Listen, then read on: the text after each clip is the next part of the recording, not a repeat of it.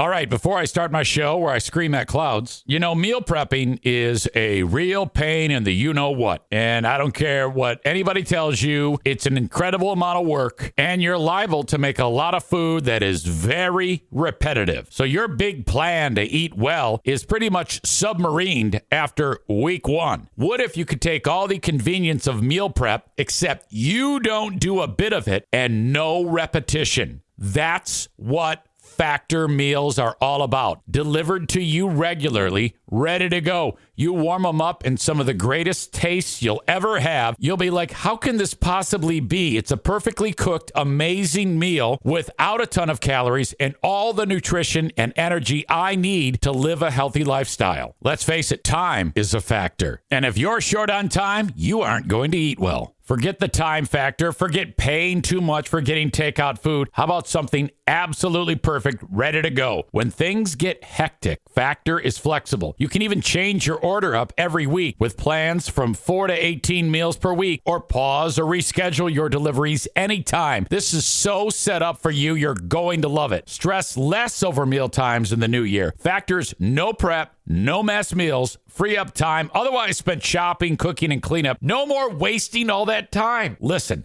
head to factormeals.com/Zane50 and use code Zane50 to get 50% off. That's right. Code Zane50 at factormeals.com/Zane50 to get 50% off. Factormeals.com/Zane50. Use code Zane50 to get 50% off. That's code Zane50 at factormeals.com/Zane50 to get 50% off. Do it. And away we go. Welcome into the Eric Zane Show podcast, a daily show where I discuss news, nonsense, and my personal adventures from right here in the Impact Power Sports studio, ImpactPowerSportsMI.com. All right, my God.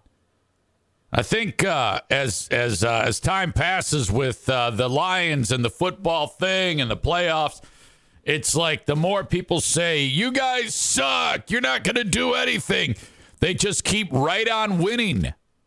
Oh, my gosh. Absolutely outstanding. It was different for your old pal EZ in yesterday's game than it was for the previous game that they, of course, won. I don't know. It probably because the one last week, the whole idea of they hadn't won anything in I don't know what is up with this mic. Hang on. In so many years, and they put it together and won that damn thing. Yeah, I don't know what is going on with this thing. It's embarrassing. I hope that's it. Megan says, hit it one more time. Yeah, I did.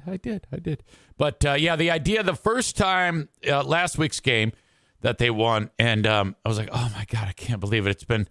It's been so long since they won a playoff game. So then they get after it yesterday and win again. And I don't know, I just kind of had a suspicion in the back of my brain that they're going to win that game.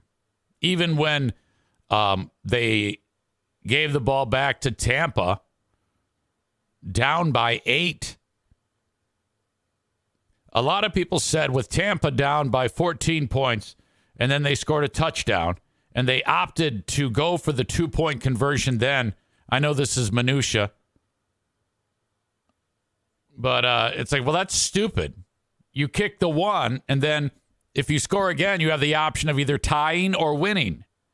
If you fuck up the first 2-pointer, then, the best you can do if you come back is get the 2-pointer then and then tie. But whatever, it doesn't matter. Some guy who hadn't caught an interception, had an interception in 3 years, Derek Barnes, picks it off, seals the win for the Lions. They then take a knee, which is just the most fantastic thing in the world when they all line up to take a knee and just run out the clock. It's fucking awesome.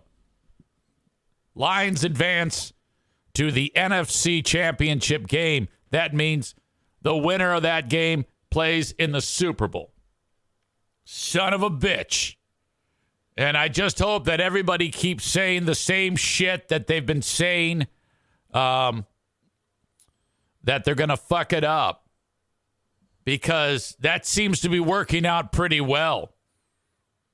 During the regular season, everybody is gonna, all right, yeah, you're not even gonna you're not gonna win the division. You're gonna fuck it up. Okay. Well, they didn't. You're gonna lose in the first round. They didn't. You're gonna lose in the second round. They didn't. Linda says, I don't understand why Tampa didn't use their final timeout. Well, the Lions have it 1st and 10. If the Lions take a knee, Tampa takes a timeout. They still have second down, third down, and then lining up for fourth down to eat the clock. There was no way that they were going to be able to stop it. Amanda says that was you. Yeah, I don't know about that. Patrick says this next game is going to be their toughest test yet. I think they've all been very, very tough tests, and they will continue to be. There are no shit teams in the playoffs. Outstanding, though. That crowd was just killing it. What an absolute power-packed home field advantage they had for these two games. And you too now can go to Ford Field and watch the game. Listen to this.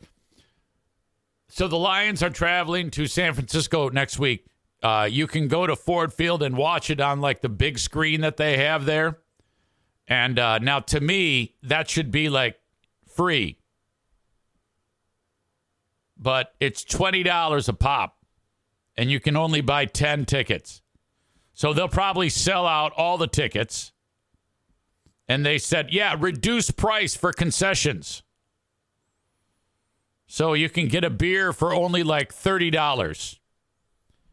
And I think parking's cheaper. It's only like $100 to park there. Tyler says, I think I saw those proceeds go to their foundation or something. Yeah, you know what the foundation should be? The Broke Lions fan. Should be no cost, beer's free. You can just drink it right from the tap. Just put your mouth up to it. Which is a weird thing that you probably just saw on the screen of me doing that. Probably going to make a nice short. You can edit that clip. My God. So you can watch that nonsense. Fuck that. I will watch it at home. It's entertaining enough when I watch it at home. I'm quiet when I watch these damn games. Outside of maybe like putting my hands over my head and like, oh my God, touchdown, Lions. I'm pretty quiet. Pooh Bear and the NFK, not so much.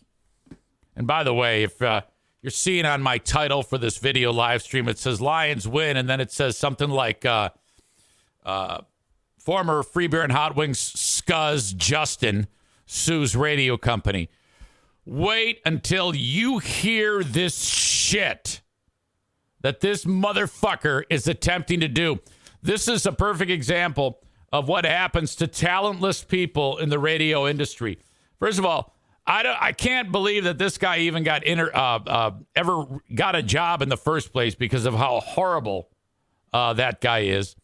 But when you have no talent and no ability to do anything, what you do is you get butthurt and you start suing people that you've worked with before. I'll get to that in just a bit. Hang with me. Or bump ahead. I don't give a shit. Well, you can't bump ahead when I'm live, but Justin is a huge piece of shit. All right? Fuck that guy. But anyway, I'm watching the game, and when I watch the Lions game with Pooh Bear, she screams to the TV, and the NFK is constantly telling Baker Mayfield to fuck off and fuck you. And it's always weird because, you know, Mayfield would get the ball and he'd drop back to pass, and then I'd hear, fuck you, fuck off, fucking fuck you. And he'd like say terrible shit. I'm like, what the fuck, dude? Just shut up and watch. And then Diana starts screaming at the TV. It's absolutely nuts. I I knew that they were really getting wound up, and I was like, I got to get audio, video of this. So here they are when the Buccaneers score.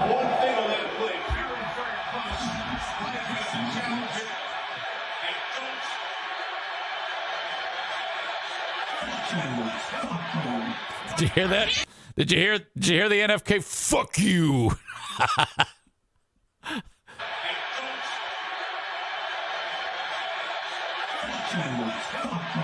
Fuck you. Fuck you. Yeah, all fucking day. These two stress me out. I can't take it. They totally stress me out. You go suck my dick. Fucking date him.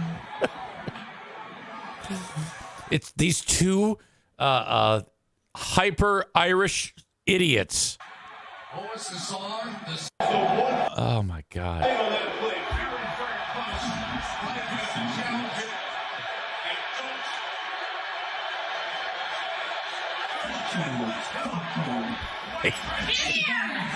all fucking day. Oh. She was in a better mood when Gibbs scored a touchdown. All right, hope this works. By the way, yes, I'm wearing my Crocs. I have a bowl of eggs. I'm eating eggs.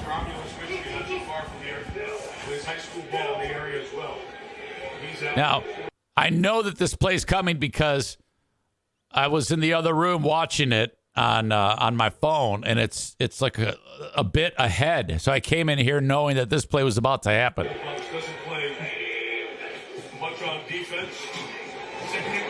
Go, go, go, go! Thank you.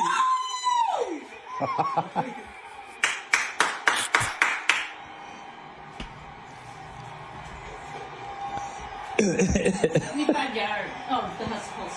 The whole. Woo! All right. So we were overjoyed in the EZ household.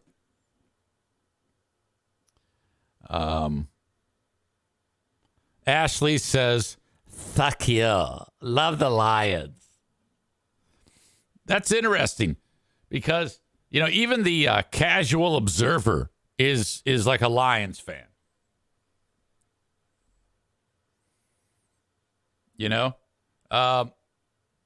Kenny says she was almost as excited as that kid when Lusk called the snow day. And Lusk calls the snow day. Breaking news. Woo! No school for me tomorrow. Lusk just called the snow day. Megan says such a polite thank you from the NFK. It was really spectacular, and I am I don't know, man. It's anything be after this now, after that win. It's like, you know, it's like it's kind of like that playing on house money type of vibe. They've already exceeded the expectations, I think, by going this deep into the playoffs, where they're just one win away, one game away from the Super Bowl. What? In my lifetime, I did see this one time when the Lions played the Redskins and they got completely jail-sexed by the Redskins, 41-10. Somebody is already floating this idea, and I hate it. They're saying, all right, we're trying to gather momentum that if the Lions do win the Super Bowl, they should sign 55-year-old Barry Sanders to a one-day contract so that he can get a Super Bowl ring and, in fact, let him suit up and play one down during the game. It's like, are you fucking crazy? First of all, that is not anything Barry Sanders would be interested in doing. He doesn't give a shit about that. This is the guy who got a Heisman Trophy, and he doesn't know where it is. Hang on a second. Oops, scared her. He doesn't know where it is. This is the guy who had a chance to win the NFL rushing title as a rookie, and he took himself out of the game because he's not interested in that stuff. This is the same guy who retired knowing that he would absolutely overtake Walter Payton for the all-time rushing lead. And he said, I don't even give a shit. Fuck it. I'm just retiring. Aram says he even fell asleep during the Heisman ceremony. He did. He doesn't care about that shit. Oh, he'd want to kick your ass. Besides, he's a roly-poly now. He's like a fat fuck. I still think, though he's a fat fuck, he'd probably be better than 80% of the other players in the league. But my God, what a dumb thing to even suggest that Barry Sanders would be interested in that. Come on. It took forever just to get him to like the Lions again. You're going to do that, and he's going to hate you all over again. He's going to say, fuck you, I'm out for another decade and a half. And that's what actually happened. He was so pissed off when he quit the team that, okay, he sent the retirement in via fax and then, did not do anything associated with the team. It was such a clusterfuck. And then as time passed, management was shifted around, and I don't know what the fuck happened, but somehow he kind of warmed up to the team. I think this Sheila Hamp, the daughter of the former, the guy who died, Bill Ford, William Clay Ford. He's some descendant of fucking Henry Ford. I don't know. Fucking A. Bunch of Fords. His daughter, she runs the team now. And I think once she got in charge, she turned all that shit around. Okay? She hired this guy. Well, first of all, it's about time a black guy leads the team.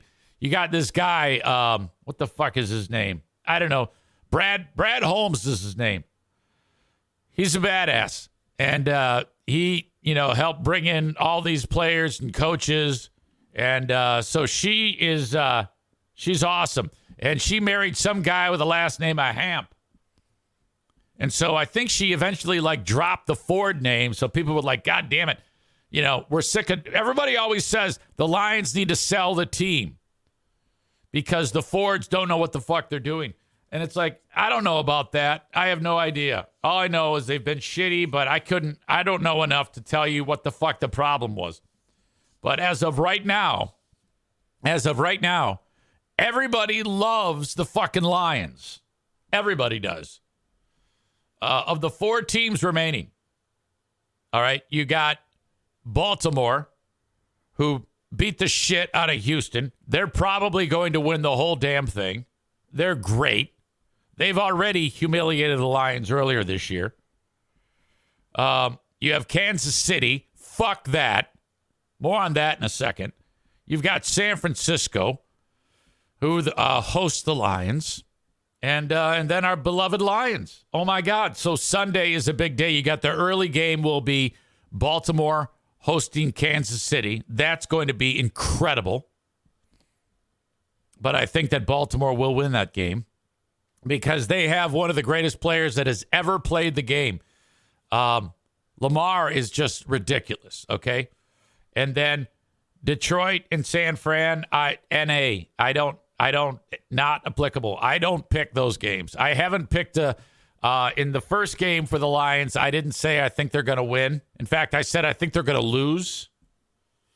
In this game against the Buccaneers, I'm like, I don't know, man. The Bucs are hot as shit. Baker Mayfield has forgotten that he's Baker Mayfield. All right?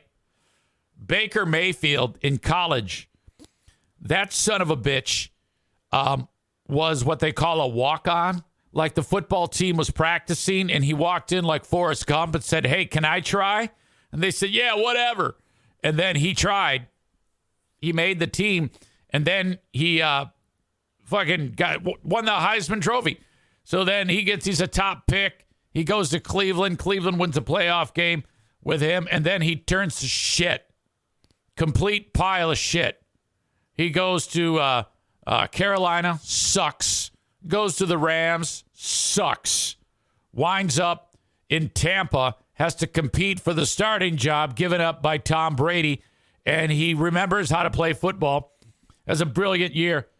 And Tampa's just, they finished just so damn strong. And I was worried about them because their defense is incredibly strong. And then, but their defensive players, a couple of them got injured in this game. I don't know who the fuck they are. One guy, did you see him? They're carting him off the field. He couldn't sit up straight because his back was in pieces. He went off like this. He was like leaning to one side. He's doing it like everybody said, oh my God, Stephen Hawking in the back of that golf cart. Oh no, that's that guy from Tampa. Leading up to the game, this guy for the Lions named C.J. Gardner-Johnson, who is one of the biggest assholes that has ever played football. This dude is such a dick. Every team that he's played for, everybody on that team hates him. Doesn't matter who he played for. If he played for someone else, they hate him. Okay? He got into a fucking trash-talking fight with Deebo Samuel of the 49ers during the season when Gardner couldn't even play. He was injured. He's like picking fights with people, and he's on injured reserve. Okay, he finally makes it back to the Lions after recovering from injury. And during the week, he says Tampa would be good if they had a decent quarterback or some shit like that. I was like, God damn it, shut up. Well, all right, that didn't come back to bite him in the ass this time. But there was a point in the game when Mayfield threw the ball and it was tipped in the air, and sure enough, Gardner-Johnson gets it. And he runs all crazy, he gets tackled, and then he flips the ball to Mayfield, and Mayfield's like, fuck you, you fucking piece of shit. Well, all right. So that happens. Game ends. C.J. Gardner-Johnson gets on Instagram and starts talking shit. He's in his car or some shit, and this is what he said about Baker Mayfield after the game. And this is all like unprovoked. Mayfield did nothing to him to lead up to the slight that he said I just told you about, but for some reason that's how this guy operates. It's kind of very Eric Zane-ish of him if you think about it. So C.J. Gardner-Johnson trash talk Baker Mayfield after the game. This is that. That boy say, boy, you don't watch film. Why call a play within 2 minutes of the game? I'm sorry. No offense, but I didn't get that. Maybe if one of you can help me with that. That boy say, boy, you don't watch film. Why call a play within 2 minutes of the game? Watch film on it and send it to me. Still haven't gotten a damn thing. He's maybe he's excited or paid attention to the road. Something about paying attention to the game. That boy say, boy, you don't watch film. Why call a play within 2 minutes of the game? 2 minutes of the game? Watch film on it and send it to me. And I tossed that bitch back at you, too. I hope you got it, too. Okay, I definitely caught that.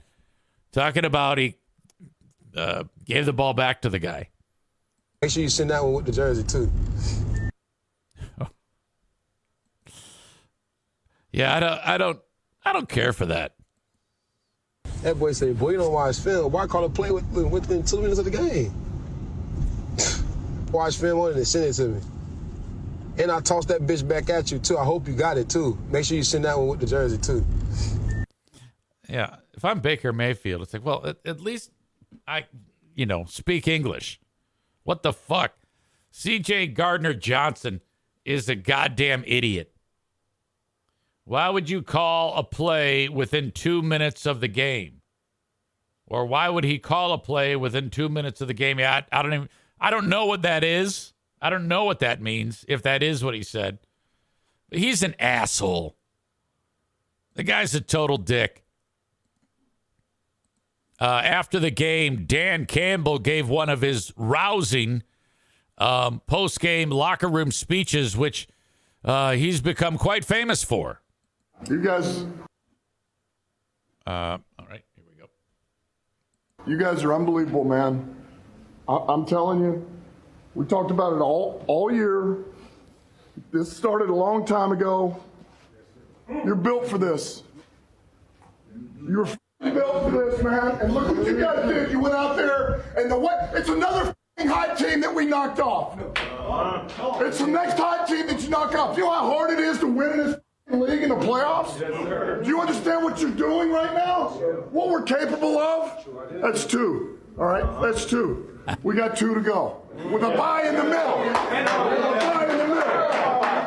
I'm unbelievably proud of everybody in here, man. Coaches, players. That's the way to mount up, man. That's a fucking difficult team to beat, man. All right, I got 1 game ball, man. In the game, need to play. Derek Barnes. That's the guy who had that interception late in the game. I love y'all boys, man. From the support in the linebacker room, the coaches, staff, organization, offense, man. 3 years, man. It took me 3 years to get the first interception, but it means more because the people who believed in me. I got to give it to the linebacker room because I said we was gonna bring one back, and God, we did. And you got to believe how far we can go, man. Yes, sir. Believe it now. Like Alex used to tell me, man, a lot of people don't make it this far, but we did, man. And love everybody in this room, man. Everybody in here deserve it. That's why we here, like Coach said. Hey, man, time to prepare for San Fran. I like everybody on that team except C.J. Gardner-Johnson. I was on fire retweeting cool shit, Lion-related, last night. This one caught my eye the most. Well, actually, this is pretty cool. The Jared Goff Eminem. Now everybody from the 313, put your motherfucking hands up and follow me. Everybody from the 313, put your motherfucking hands up. Things I've heard about the Lions over the last 3 years on Twitter. Jared Goff isn't a winning player. Dan Campbell is a meathead Neanderthal. Lions had one of the worst 2023 draft classes. How about this one? Dan Campbell. To those fans who have kept the faith, you deserve this. To the doubters, stay off our train. It's too late for you.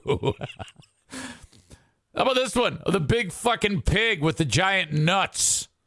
Dan Campbell heading to San Francisco for a chance at a Super Bowl bid.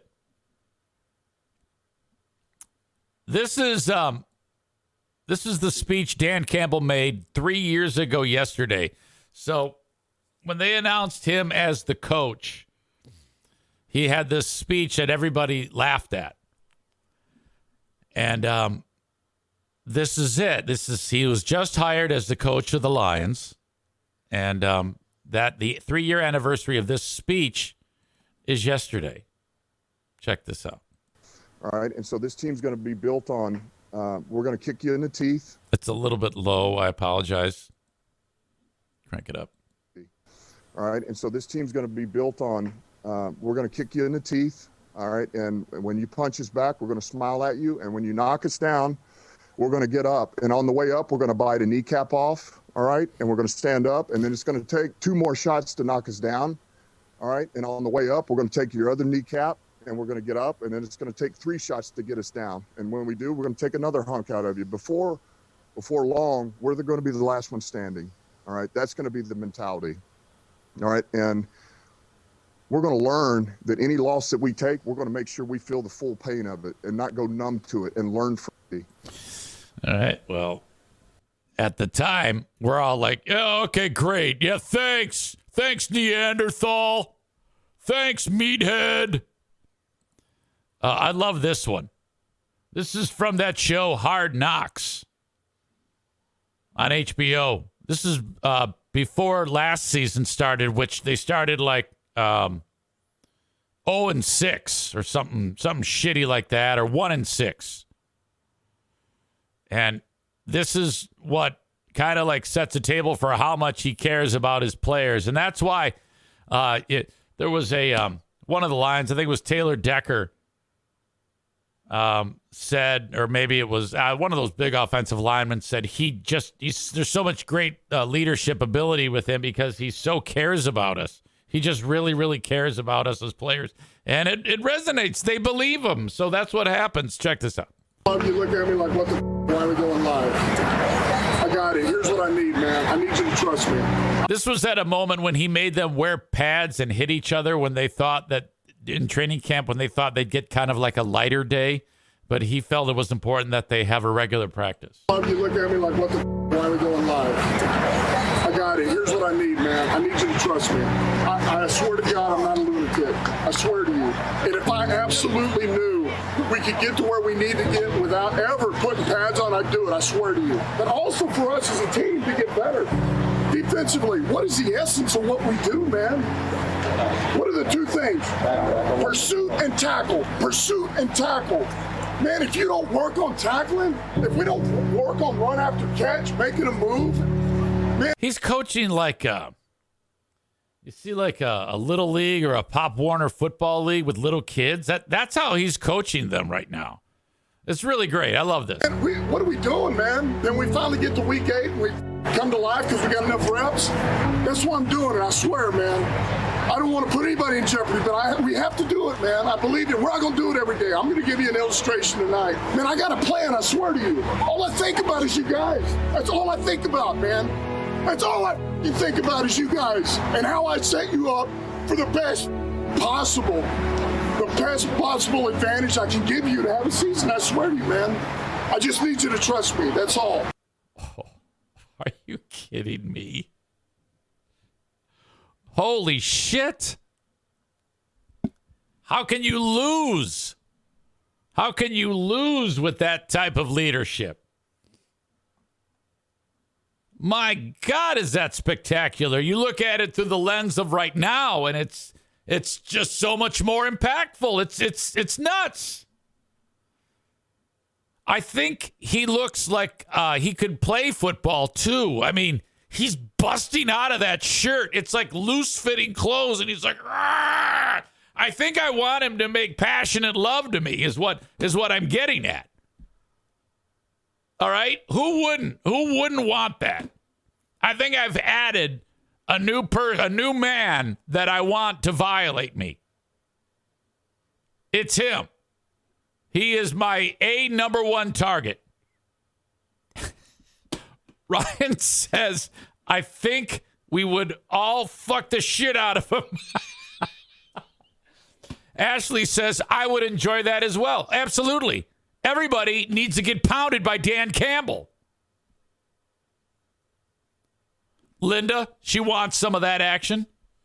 Tyler talks about wondering if Eric had any gay dreams about him yet. Well, they're not dreams. They're thoughts I'm thinking right now. Ashley's in line for the Dan Campbell train. Ryan's all about it. Kenny wants some of that action.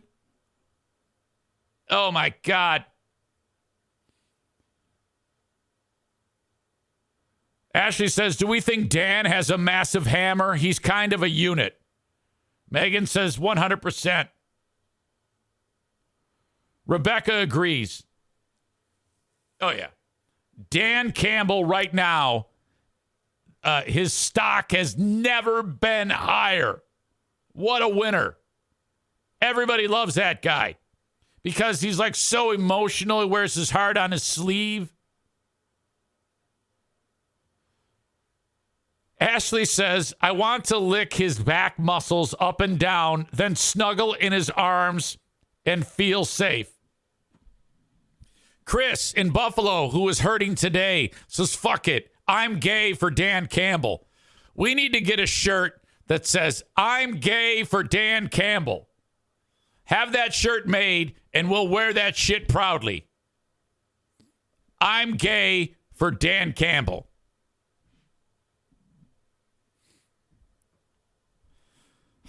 Wow.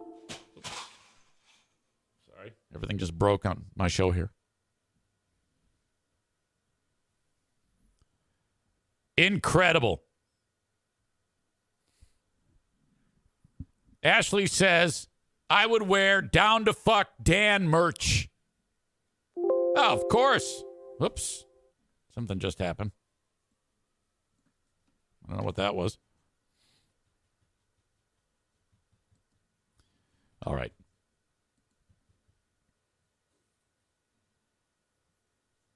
The Bills. What the hell, Bills?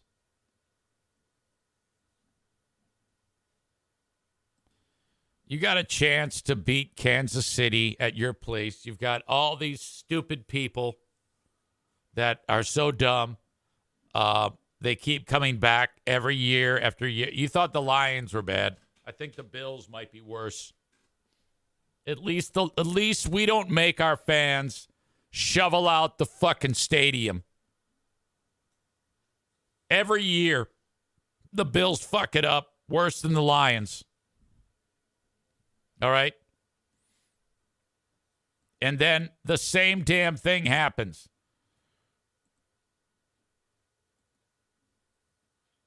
They screw it up, and then they tell the fans, come here and dig out our stadium. And they do. They line up in droves. Linda says Stu drank a bottle of barbecue sauce last night. He may be hurting. I'm going to put a call into Stu in just a moment, but this guy in the stands pretty much sums it up. Here, this poor dude is weeping uncontrollably. He makes like $4,000 or $5,000 a decade, and then there he is crying in the stands. You had Jason Kelsey there screaming like a madman. You had Taylor Swift, and they had the Bills on the ropes, or the Bills had the Chiefs on the ropes. And then they started to fuck up late. And despite Kansas City giving them opportunity after opportunity to get back into the game, it came down to Josh Allen fucking shit up late, and they have to kick a field goal. And they're talking about the kicker as he comes out, and they're like, he hasn't missed ever.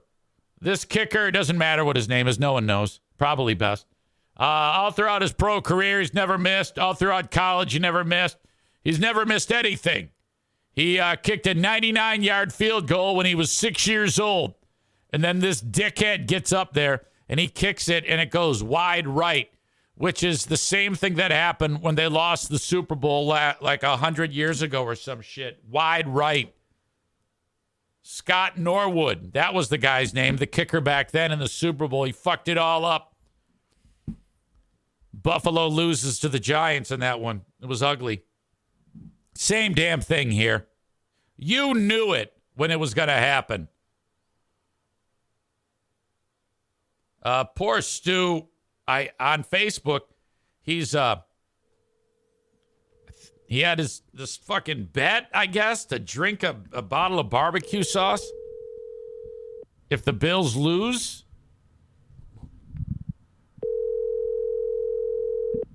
So I got to get him on here and ask him how his tummy is. Can you believe the Bills? Every year, it's one thing after another. We had an opportunity to take these two franchises, the Lions and the Bills, and meet head-to-head. I reached the phone of Stu in the playoffs, and something's got to give. Yeah, he drank an entire bottle of barbecue sauce. I gotta pull this up so we can watch this. I couldn't watch it live because I couldn't fast forward.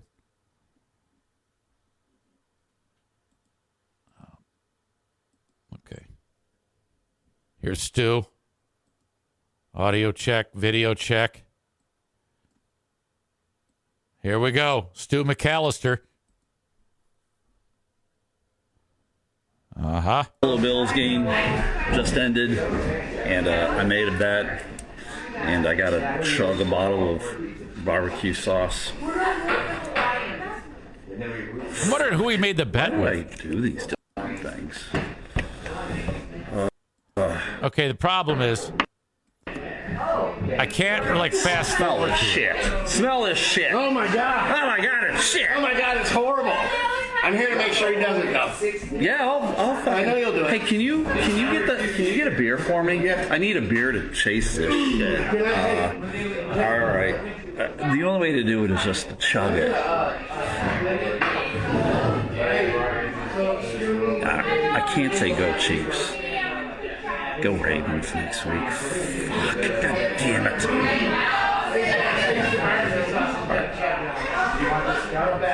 There it is. Brand new See bottle. all the damn. Okay, he's chugging it. Oh my god. It's thick and tangy. Oh my god. Thick and tangy and it's original. Here, we'll,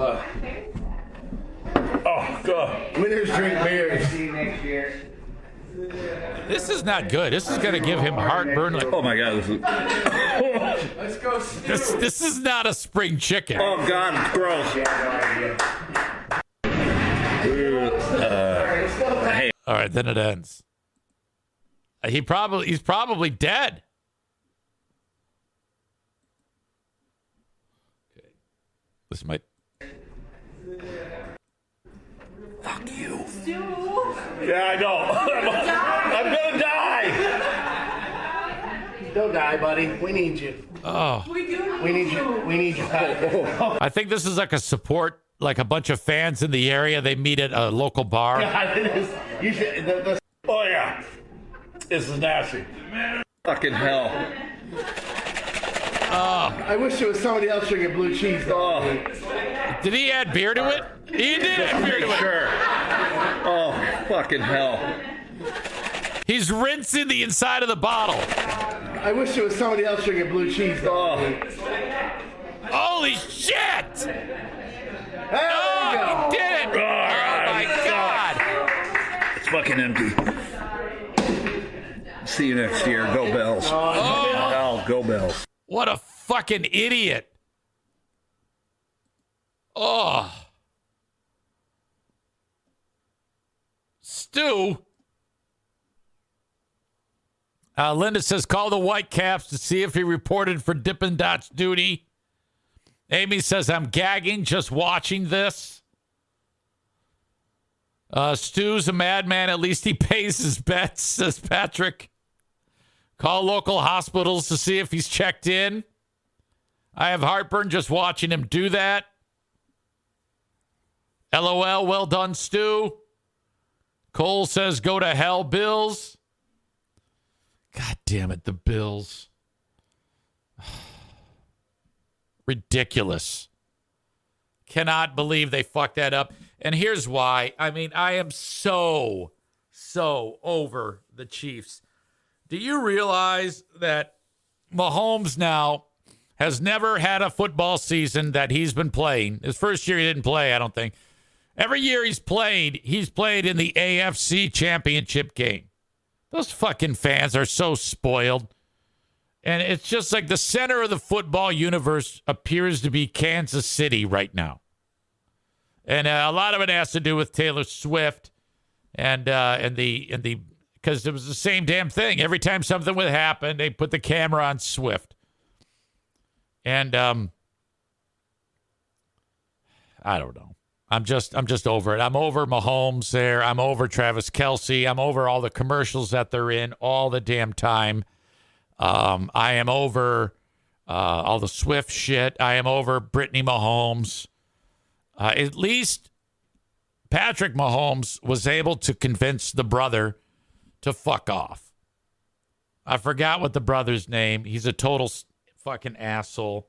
One at a time. You know, he can't get away with saying this shit to his mom and his wife, but the brother for sure. The brother is finally fucking, hopefully he's in another country or worse. I don't ever want to see the brother again. Now you've got even the lineman from the Eagles who retired, Jason Kelce. Now he's with them, ripping off his shirt and acting like an asshole. You got the Kelce brothers and their fucking podcast. It's like everybody listens to it. It's all Kelce, Mahomes, Swift. You know it's bad when a guy who's the fucking hiker is immensely popular. Jason Kelsey. He retired, for fuck's sake, and he's still, oh my God, he's so great. He's so fucking, shut the fuck up. All right, so let's set it up. Ultimately, we want the Lions to win. If not the Lions, anyone but the Chiefs. And I would say, if not the Lions, then the Ravens. I would want the Ravens because I like Lamar.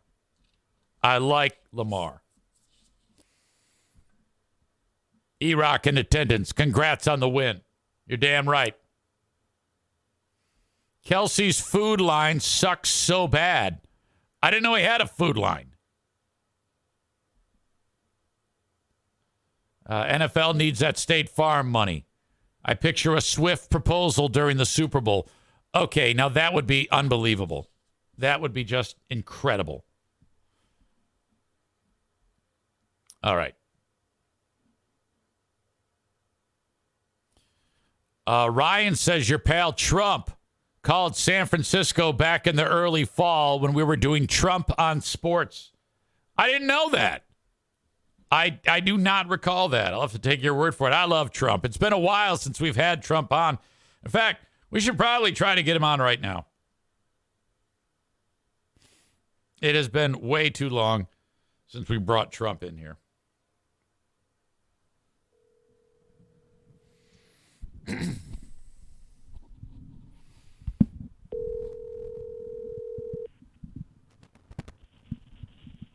Big Fraud Zane, this is quite a surprise on a Monday morning. I got to be terribly honest about that, I have to say. Mr. President. News, by the way. Yeah. Ron Desantis is out. Have you heard the news? I did hear the news. I was gonna get to that, but you jumped all over it. Oh, I'm so excited about it. I threw parties. You wouldn't believe what we've been able to do with that. It's so great. What a piece of shit he is, if you think about it. Yeah, he quit, and then he said, everybody vote for Donald Trump. Oh, it's tremendous, and what a loser when you think about it. I mean, especially after everything that he said about me. I think it's pretty telling what a snake he is if he was to go do that. I mean, it's obvious everyone was voting for me anyways. Let's be honest. Yeah, of course, but you like took him back with open arms. You're like, thank you, Ron DeSantis. You were very polite about it. Well, I've got to be polite because I think he's come around. I think I'll always give somebody a second chance if they do it. I mean, he came around, he did it. I mean, I've got to give him a second chance, of course. So he's kind of like, look how many chances I've given you, right? Of course. So he's kind of like bending the knee, if you will. Right. Well, I mean, I don't know if he's got a knee. I mean, he's wearing those high heels. I mean, I've got to be giving him like plantar or something. Plantar's foot. I don't know. Warts. Who knows? Is there any spot in your cabinet when you win for Ron DeSantis? Totally not. I mean, that would be terrible. I mean, it would be kind of funny if you think about it. Maybe he could be like what's a useless job? Let's think. Transportation secretary. How about that? Okay. All right. What about Nikki Haley? Is she going to be involved in your campaign?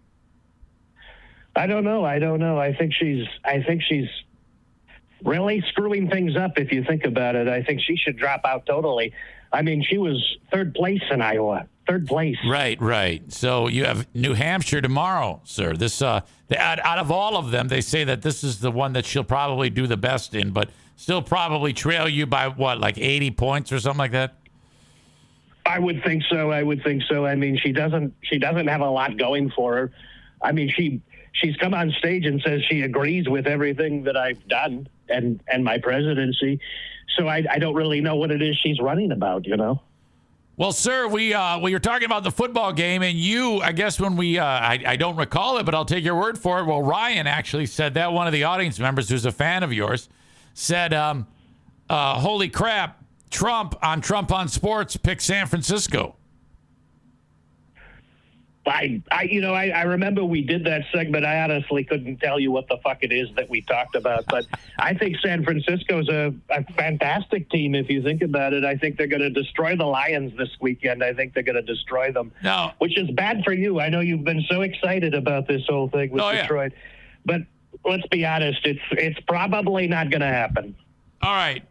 So do you think you'll take Michigan in the upcoming election? You've got a lot of these hillbillies that kind of love you, sir.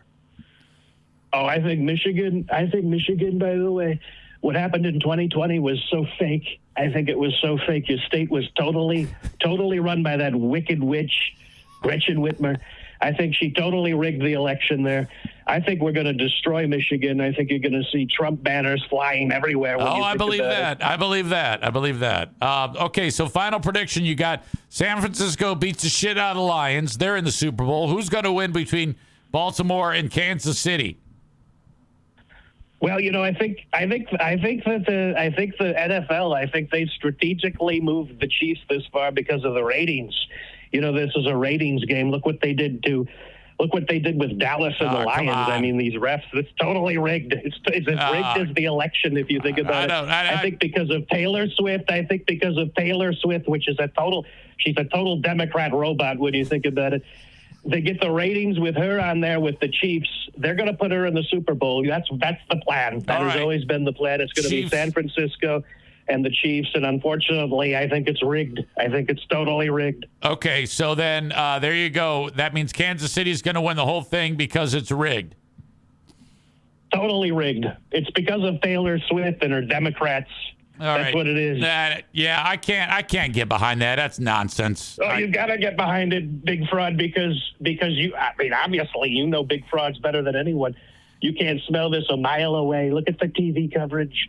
Big Fraud, Zane. They put Big Mouth on the air anytime she's there. They put her on, and the ratings, they go through the roof. You gotta admit the ratings go through the roof. Mr. President, I appreciate you as always. I'm going to keep it short and sweet. I know you're busy. You got the big election going on tomorrow. Maybe eventually you can get around to campaigning. You don't even have to campaign. Maybe if I could get out of these damn courtrooms, I tell you, it's terrible what they've done to me. Well, I tell you what, the courtrooms are what's making you tip top of the heap. It seems like every time you get indicted, more people want to vote for you. Well, it's true. I think I've told you many times on your program. I think this only helps me. Yes. It makes me even stronger if you think about it. It absolutely does. All right. I eat these things, and I eat indictments for breakfast. Go fuck yourself, Big Fraud. I eat indictments for breakfast. Go fuck yourself, Big Fraud. That's fantastic. Always good to hear from the former president or president, whatever you want to call him. Now, don't get me wrong. I don't want him to win. He's a complete piece of shit. But he's going to win. There's no way he doesn't win. My God. All right. I want to thank everybody that's watching the show on Facebook, X, and YouTube, but I must kick you out, unfortunately. You are going to miss the story about former Free Beer and Hot Wings scuzz Justin suing a radio company. When Justin left Free Beer and Hot Wings, thank God for them that they got him out. This guy is fucking, first of all, he sucked. And then he went to another radio company and something went south and he's now suing them. He's suing the radio company. So this really doesn't have anything to do with Free Beer and Hot Wings. I'm just telling you that that's who it is. So for context sake, who I'm talking about. So you're definitely going to want to follow on Twitch to hear that discussion. Well, it's not really a discussion. It's just me. If it were more than just me, then it would be a discussion. But it's not. It's just me. Anyway, I'll update you on that and give you all of that background coming up. But, of course, if you're following me on Facebook, X, and YouTube, thank you. Go to Twitch, download the Twitch app, and search Eric Zane Live, and you can follow along there each and every day. Follow the page, subscribe, and you're good to go. This becomes the audio podcast when I get done, wherever you download shows. So do that on Apple Podcasts. Throw me a review if you would. That'd be very kind. And so on and so forth. And Patreon, patreon.com/Eric Zane. So much content each and every week, and you can sign up for free for 7 days. You can cash in on Who Are These Free Beers, where we review episodes of our favorite radio show. Who Are These Zanes, where we go over my old air checks and just listen to the pile of shit that I was back then, just like I am now. And, of course, the daily Patreon bonus podcast, the Lost Zane recordings. It's all in there, the Insane Asylum. Tons of content on my Patreon for free. Patreon.com/Eric Zane. 7 days free. You do have to put in a payment form. But then, there you go. You can get an idea of what's going on with the content. And then if you like, you can continue on, let it ride, or cancel it. It's up to you. You can sign up for a full year, and I'll take 10% off as well on Patreon. Patreon.com/Eric Zane. Thank you so much for checking this out today on Facebook, X, and YouTube. So we say goodbye to them. Facebook and Twitch brought to you by Irvine's Auto Repair, Grand Rapids Hybrid and EV. X brought to you by Blue Frost IT. Impact Power Sports brought to you taking care of the studio sponsorship. ImpactPowerSportsMI.com is their website. If you're in the market for an ATV, a UTV, something that looks very hillbilly-ish like this thing right here, you get it at Impact Power Sports. All these amazing brands they sell, including Yamaha, motorcycles, ATVs, electric bikes, go-karts. They have it all at Impact Power Sports, online at ImpactPowerSportsMI.com. Also, the open and live stream brought to you by my Vouch store, vouch.store/Eric Zane. And rumor is that they've added some new products on it. Let's see if that's happened yet. No. But anyway, you go to my Vouch store, vouch.store/Eric Zane. Link in the show notes of the audio podcast and in the chat of the live stream. And you can shop the products that I have for sale in my Vouch store. They include the amazing Split Rock Coffee, Camp Craft Cocktails, and the Toothbrush. That's right. I'm going to help get you drunk, wake you up, and brush your teeth. If you want to support the show and get great products at the same time, go to my Vouch store, vouch.store/Eric Zane. I wish I could be drunk, but I can't. I haven't drank since June of 1996. But I think that this looks great. These Camp Craft cocktails, where you add your booze and then the dried fruit inside of here infuses the booze and makes it delicious. So, like for $75, you get 3 of these jars. Each jar makes 16 drinks. So that means 48 drinks, not counting the cost of the rum, is $75. That's $1.56 a drink. Add the rum, have the fun. It doesn't quite rhyme. The gin bundle. Add the gin. You can make an old fashioned. This is why I wish I wasn't such an alcoholic. I could enjoy this shit with you. Sangria. You can make your own sangria. This one called Sweater Weather. All right. 16 drinks for $18.75. It looks like a seashell inside of that one, but it's not. Inside of that jar, let's see, marshmallow, cinnamon stick, ginger, and citrus-infused non-GMO vegan sugar. Infused with whiskey, bourbon, vodka, or hot water for a zero-proof recipe. Try the Camp Craft cocktails on my Vouch store.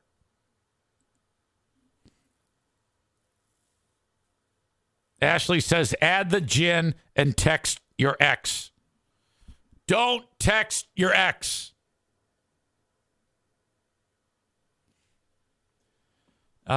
Ryan says, I feel like we need to add an Eric Zane branded foot scrubber so we can all Parmesan cheese our feet and think of the NFK stories. That's horrible. Thank you for checking out my Vouch store. Also, Irvine's Auto Repair, Grand Rapids Hybrid and EV, the amazing place to get your vehicles repaired. Of course, Eric and Jamie are the two owners. And then Megan, the daughter, is here right now. And big news, Megan has thrown her hat into the ring for the Jenison School Board. Now, if I understand this correctly, it's like an appointed position. Is that what you were telling me? But I'm very, very proud of you. That is so cool. Go, Megan, go. Take your vehicle to get repaired at Irvine's Auto Repair, Grand Rapids Hybrid and EV, smack dab in the middle of West Michigan. And I want you to take your cars there. ervines.com. That's not IR, ervines.com. For more information about Irvine's Auto Repair, Grand Rapids Hybrid and EV. Okay. So Baltimore wins, KC wins, San Fran wins, Bills fans crying, Travis Kelce in the stands. A pretty sloth-like Sunday for your old pal EZ. I was very, very, when you want to finally get back into shape, which is something that I still struggle with, I'm not going to lie. I have no excuse. Just haven't done it. Something I need to do. Yesterday was not the day to do it. I think I slept till 9:30. I kicked Pooh Bear out of the bed at 7 when the dogs start waking up. Get out. Go. She's like, okay, but I get a nap later. I go, no problem. The plan was we make brunch for, okay, we can't do the dinner thing for whatever reason. No one's schedule lined up, but we'd like to bring everybody home, as many as we can from the family, for at least once a week, typically Sunday, to have dinner. Didn't work, so we had to do brunch. I go, all right, I'm all about it. Seems like the hardest one we have that we're able to get to participate, though, is my son, his wife, and my grandkids. I would love them to be there, but it was just Easy, Diana, NFK, Jackie, Justin, Madison, and Ash. So that's a pretty good crew. All right, what are we making? Brunch. That means I got to do it all, which is fine. I love cooking. So we went with artery clogging sausage, 2 pounds of artery clogging bacon, homemade waffles, homemade French toast, artery clogging eggs, the Pillsbury cinnamon rolls that you put the icing on. It looks like jizz on face. All of that. Put it out. All right, there you go. There's your feast. And everybody just murders it. I mean, it's impressive how the food disappears. So wake up 9:30, make food. Everybody eats the food. Take the dogs to the dog park. Come back. Go to bed. Wake up right at kickoff. What a day. Sit down in the chair. Watch a Lions game. Come upstairs after the Lions game. Radio work or podcast work. Back to bed. Didn't leave the house other than the dog park. Absolute. That was like a vacation. As the day is winding down, I'm laying in bed, and I get a text from Nick in Houston. Nick is an old radio war veteran. He's been around for quite a little while, not as long as I have. Hell, I'm not even around anymore. But Nick used to work with Justin, who was that guy that was on the Free Bear and Hot Wing show and was just hated when he was on that show. I mean, nobody liked that douchebag. No one. After Justin, he ends up leaving Free Bear and Hot Wings and goes to Q101 in Chicago, which is a Cumulus station. Now, the guy who's running that radio station is a longtime friend of mine. I've known for like 30 years, more than. I met Troy Hansen in probably 1991. A couple of years younger than me. And the boss at the radio station I was at was a close friend of Troy's. Troy drives all the way with nothing but the clothes on his back from Minnesota to Michigan and starts working part-time at Z93 with your old pal EZ. And he's one of these guys in radio that just kind of like worked his way up. It was kind of cool to watch him take off because, you know, he worked his way into like a full-time job at Z93. And then, you know, he starts getting jobs in other towns, one bigger than the other, till he's, you know, major market program director. He goes all the way to the tip top, almost the tip top, of Cumulus Media. He's the vice president of rock programming at Cumulus. And I've been talking to him for years, you know, in different spots in his career along the way. And he's always been very, very much an ally. Well, he's named in a lawsuit now put out by that piece of shit, Justin. And I know it's bullshit. And anybody who knows Justin, it's all bullshit. This is what you do when everybody has finally figured out that you're a piece of shit. When you have zero chance to make any money in the industry because A, you suck, and B, everybody thinks you're a piece of shit, this is what you do. You sue. Back maybe a year ago or so, all of a sudden, Justin is out at Q101 in Chicago. I'm like, oh, fuck. Interesting. A week later, my boy Troy is out. I'm like, huh. Justin starts doing his fucking podcast, and he references Troy a few times, but doesn't really, it's almost like he's afraid to go into detail if you heard any of those shows. Now, just in the interest of the legality of it, I have conversations with Troy. So I know what the fuck's going on. Do I say anything? No. And I'm not going to. Because this is now all playing out in court.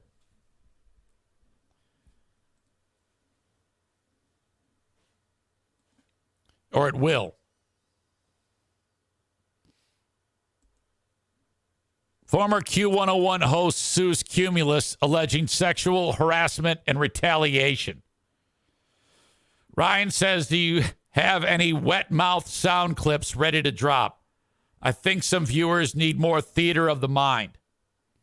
Perhaps, but I'll have to come back to it because I don't have them ready, and I don't want to make you sit through me searching through.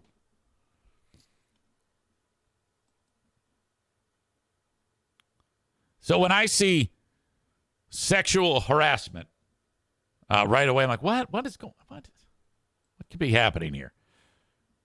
Well, right away I know what's going on, but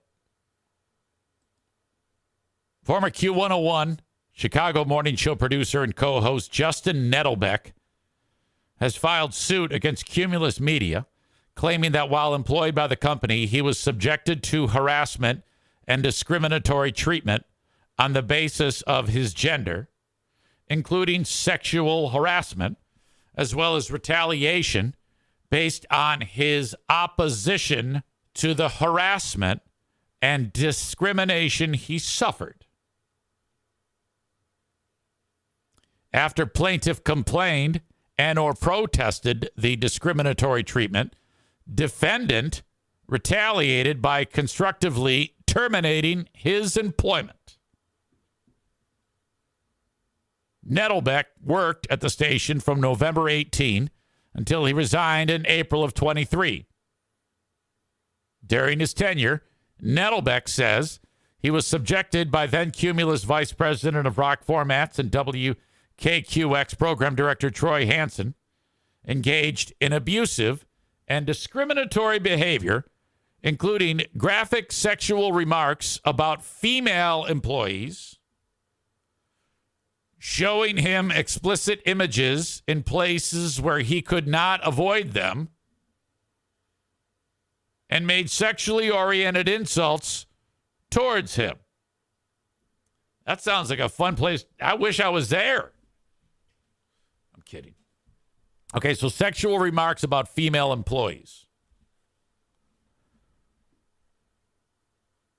Showing him explicit images in places where he could not avoid them. Does that mean like getting a picture of a BBC and putting it right up to his face? And made sexually oriented insults towards him. All right, so that's the accusation. Nettlebeck says he reported Hansen's behavior to Vice President Market Manager Marv Niren on at least 6 occasions, after which he claims Hansen, Troy, threatened to kill himself if reported to Human Resources. What? So this suit says, it just sounds weird because you'd think that, if it said, someone threatened to kill me if I reported them, but it said that Troy threatened to kill himself if reported to Human Resources. Very strange. Withheld resources, it says, alleges that Troy withheld resources from the show, made threatening remarks and gestures, and harassing Nettlebeck about his work and performance during live broadcasts, damaging his reputation. The suggestion there is that Troy said something on the air or did something on the air when they were together. I'm not really sure. It isn't specific, but I want to know. Justin would resign from WKQX in April 23. Troy Hansen exited the company the following week. Prior to joining the station, Nettlebeck served as the producer of the syndicated Free Beer and Hot Wings. He was the executive producer of Marco, Jackie, and Moot at KLCK in Seattle, and producer of Fits in the Morning on KKWF Seattle. Lawsuit was filed in December after Nettlebeck filed charges with the Equal Employment Opportunity Commission and the Illinois Department of Human Rights.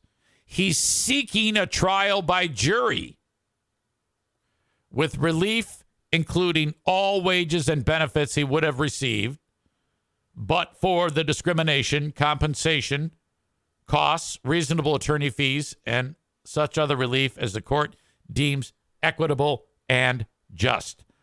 Okay.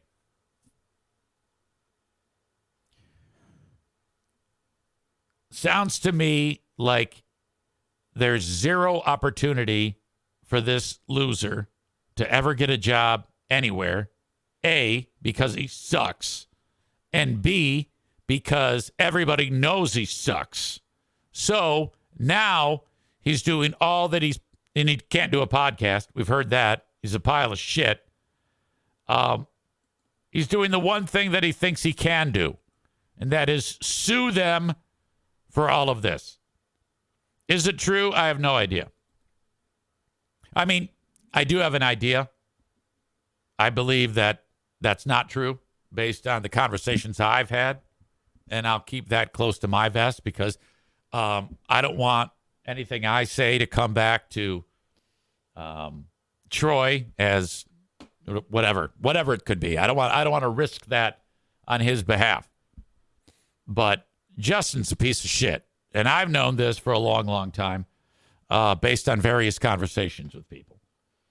And I suspect that this goddamn loser is trying to just get a payday, and he might get some.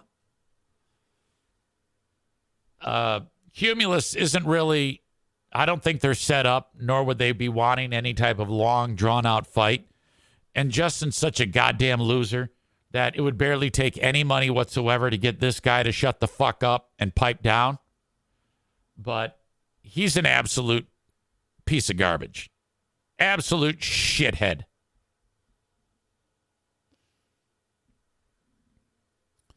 Ryan says, I imagine he had difficulty during air checks due to the mouth noises he makes. Ashley says this is Planet Bananas. Ryan says he was discriminated against because his mouth sounds like a wet pussy. The only reason I could come up with.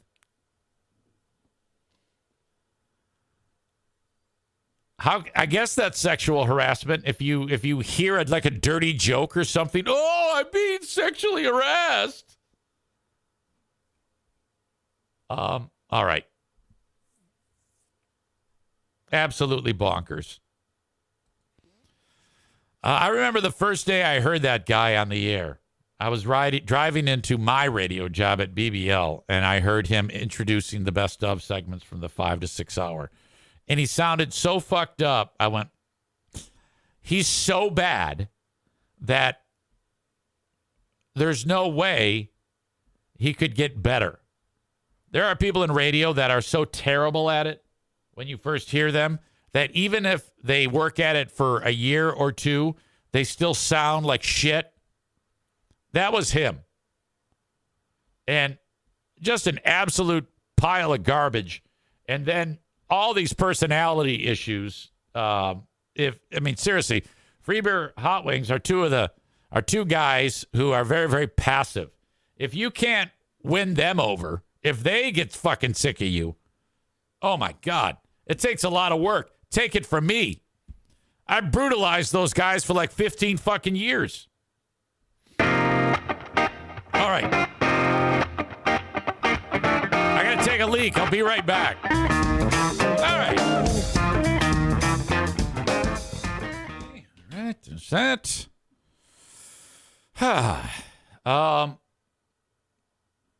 If he can't make it in radio, he can make the same money working at McDonald's. He has nothing to worry about.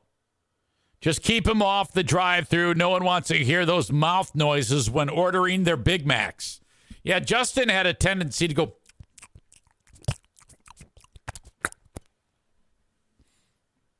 Ben Glaze is checking in. He writes, they should have hired me instead for my awesome input of, oh, yeah, and that's right.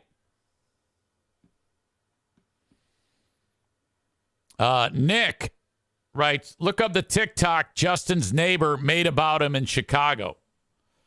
No, I can't do it. I can't take it. I already feel like I'm circling the drain today. If I hear that, if I hear his voice, I might actually, oh, shit, he's going to email it to me. All right, if you email it to me and it's easy to access, then yes. Okay? Seriously, when you're horrible at radio, that's what you do. So he'll probably end up with, I don't know, Cumulus will probably give him like $50,000 to go away, some stupid paltry amount. I don't know, maybe pay him the rest of that contract if it wasn't up.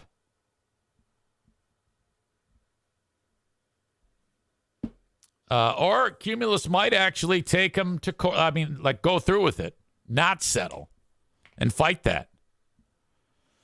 I'm anxious to see how that unfolds. I really am. Oh, God. Let's see. I don't know if I can get to this. I might not have the ability to play it on here. Oh, no, I do. Oh, shit. Let's see. Window capture. Uh-huh.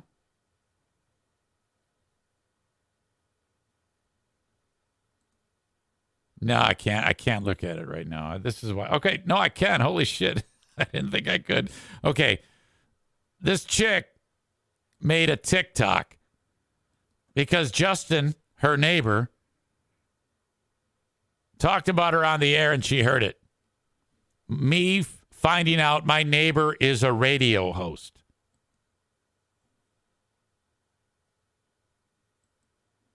Audio check, video check.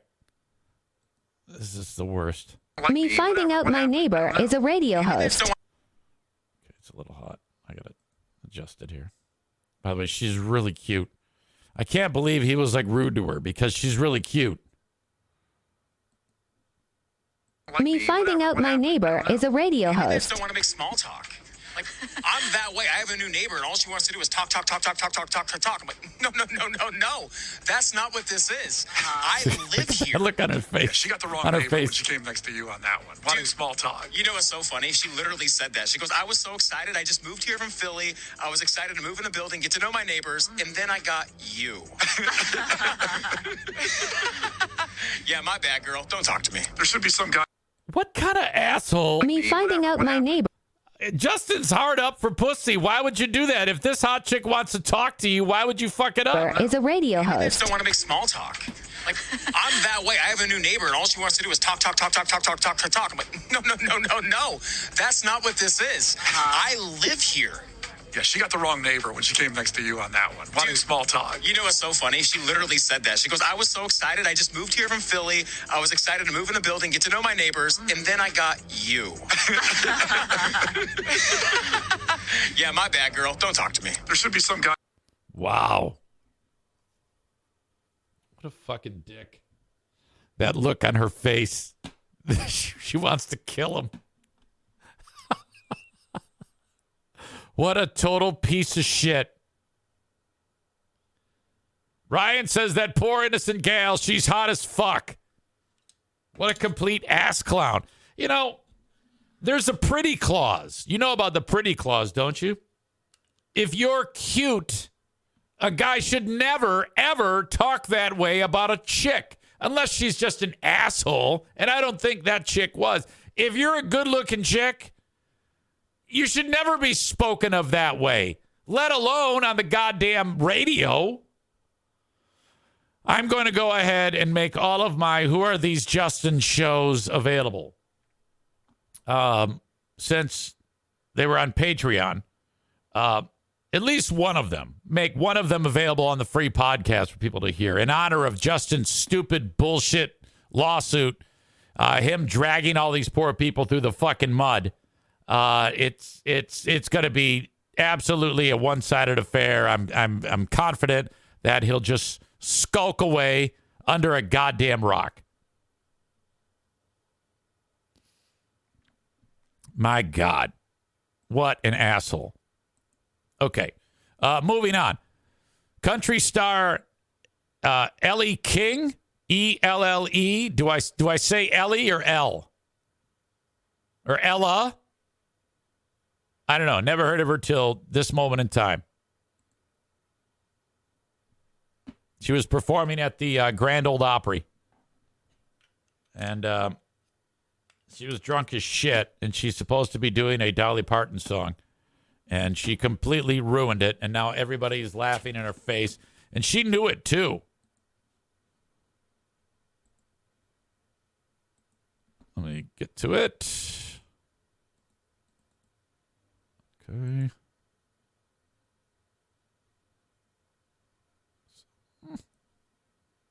Okay. I don't know what the fuck is going on. Leave it to me. I fucked this whole thing up. There we are. All right. Ellie King singing at the Grand Ole Opry. And this is how it went. My God. She's supposed to be singing a Dolly Parton song. And there's an ad, so be patient with me. I just got this clip sent to me from Bleeding Heart Brian. And boy, is it something. Oh, this is going to take way too long. Okay, so if you're at the Grand Ole Opry, these are die-hard country fans. These are people who are there because they love the music and all the amazing things that go with it. But this is country star Ellie King. Hang on, folks. God, I'm so sorry about this.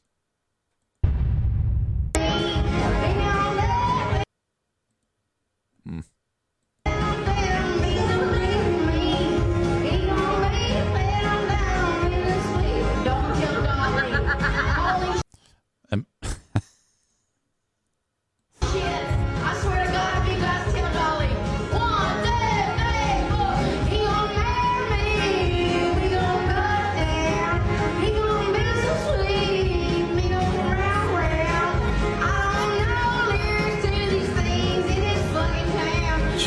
doesn't even know the goddamn lyric.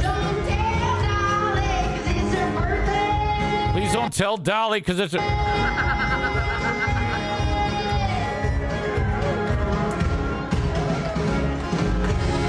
Everyone's like, holy shit, we bought tickets for this shit. I'm not even gonna lie. Damn. I'm not even gonna lie. That's a B-side for you. Holy shit. I'm not even gonna fucking lie. Y'all bought tickets for this shit?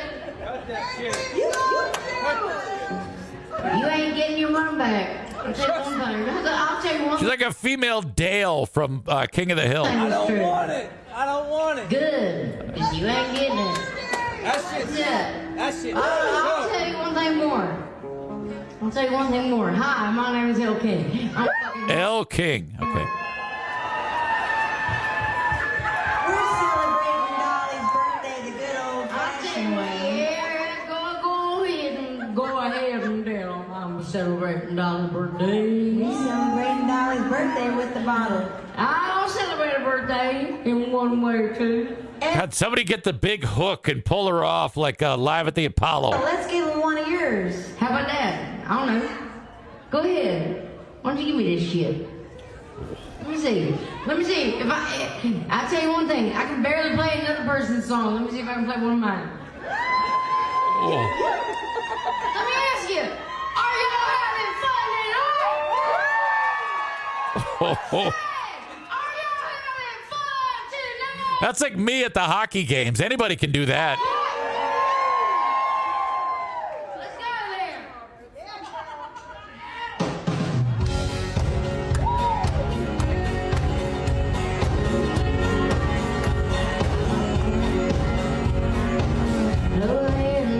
All right, I'm gonna try. I'm gonna have to check. I like her voice actually, when she's not like slobbering over the microphone. Holy shit. L. King, drunkenly playing off key to the Dolly Parton song "Marry Me." Ashley says, "You ain't getting shit. I got your money." Sounds like Big Fraud Zane on Patreon. Oh, come on now. Tyler says, "God, I hate country so much." Ashley says, "Sounds good to me. That's how all country sounds." I used to hate country music so badly, and now I can't get enough of it. Certain types. It's got to sound old. Waylon Jennings, Merle Haggard, any of the singer-songwriter shit. Outlaw country, Chris Christopherson, Willie Nelson, Chris Stapleton, Jamie Johnson. I like her. I like Dolly Parton. Rebecca says, "I hate country, but I love Dolly." Well, if you love Dolly, you would like country.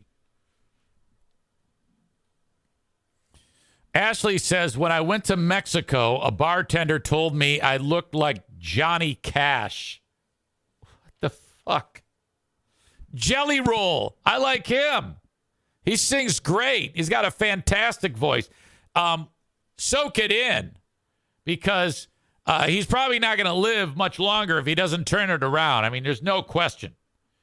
Jimmy's ex, Jody Messina. I don't know, Jimmy. Maybe not. All right. So we talked about Justin suing Cumulus. We talked about all that football shit, sloth like Sunday for Eric Zane.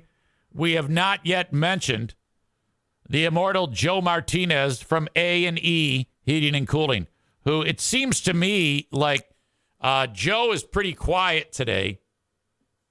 I haven't heard him once. Joe Martinez, A&E Heating and Cooling, 616-516-8579. Get your furnace tuned up. Thank you to Joe for just signing up for another quarter of marketing on the Eric Zane Show podcast. Year number 5. My God, thank you. 616-516-8579 to get your furnace tuned up for free from A&E heating, and cooling. All right. Get your taxes done from Tag Accounting. Anywhere in the U.S., get your taxes done from Troy Ginzer. Tag Accounting, online at tagcpa.net. If you do your taxes on your own, you're making a huge mistake, okay? Definitely don't, sit down with your pencil and your paper and your calculator like I did with my daughters last year. I mean, I know that Troy does the taxes perfectly, yet I still said, well, she's got a simple return. This should be easy. I'll just do hers. That was a big mistake. That was not good at all. And then you got Nick from the arena who went the route of the TurboTax. He's still regretting that to this day. Just reach out to Troy. Give him your $100. Have him do your taxes for you. No matter where you are in the U.S., reach out to Troy Ginzer at Tag Accounting. You can head over to his website, tagcpa.net, or call him directly at 616-301-9516. When it comes to mortgages, the Mario Flores Lakeshore team of Van Dyke Mortgage, 231-332-6505. Call today. Interest rates going down. It won't be long till everybody's reaching out to Mario, so get in while you can. Now, you can get a mortgage from Mario from no matter where you are in the United States. 231-332-6505, whether it's your first or your 10th. Maybe you need to get money out of your home, whatever it is, Mario can help you today. 231-332-6505. We heard Trump talk about it. Ron Desantis is now out of the presidential race. He has said he has suspended his campaign. I don't know why they say suspended. All right? They just quit. They gave up.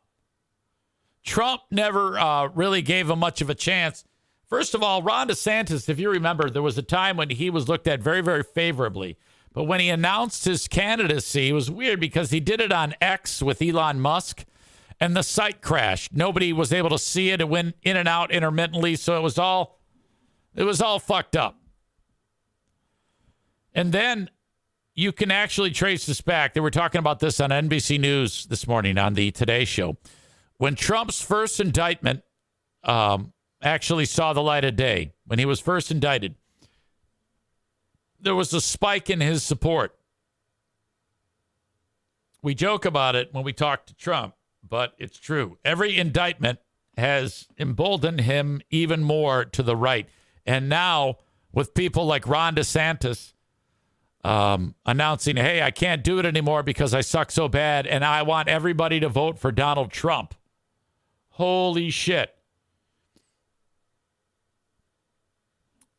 Corey says Ron DeSantis said not 2 days before during a CNN town hall, quote, if Trump is our candidate, we will lose because the race will be about his legal troubles.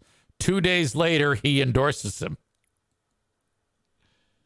Here we go. Casey and I have traveled across the country to deliver a message of hope that decline is a choice and that we can, in fact, succeed again as a nation. Decline is a choice. By the way, he reminds me of Russ Hines, the guy who fired me. Nobody worked harder, and we left it all out on the field. Now, following our second place finish in Iowa, we've prayed and deliberated on the way forward. We've prayed. Come on. If there was anything I could do to produce a favorable outcome, more campaign stops, more interviews, I would do it. But I can't ask our supporters to volunteer their time and donate their resources if we don't have a clear path to victory. Accordingly, I am today suspending my campaign. Okay, I just don't know why they call it suspended. Just say what it is. Stop bullshitting me. Stop sugarcoating it. Just say, I quit. Suspend means you could eventually come back. No one's ever come back after they've suspended their campaign. I'm proud to have delivered on 100% of my promises, and I will not stop now. It's clear. No one remembers what the promises are. What are you talking about? It's clear to me that a majority of Republican primary voters want to give Donald Trump another chance. They watch his presidency get stymied by relentless resistance, and they see Democrats using lawfare this day to attack him. Well, I've had disagreements with Donald Trump, such as on the coronavirus pandemic. What a pussy. This guy, Trump, has been insulting him right to his face for how long? Why? What? Fucking get some nerve. And his elevation of Anthony Fauci, Trump is superior to the current incumbent, Joe Biden. That is clear. I signed a pledge to Might be hard to disagree with that right now. Support the Republican nominee, and I will honor that pledge.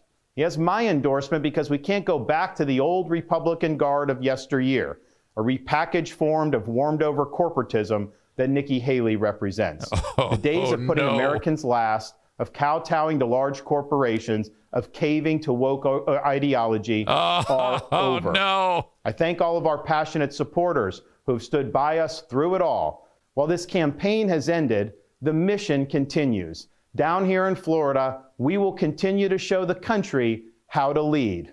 Thank you, and God bless. He looks fake. He actually looks plastic. If I had to choose between DeSantis and Trump, I would take Trump. If I had to choose between Haley and Trump, I would take Haley.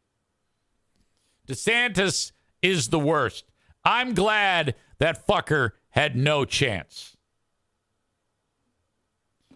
Corey says, remember when Trump called Ted Cruz's wife ugly and Ted Cruz tucked his tail between his legs and still supported him? Oh, my God.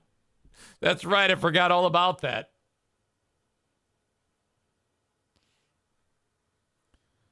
Ashley says, this is classic short man energy.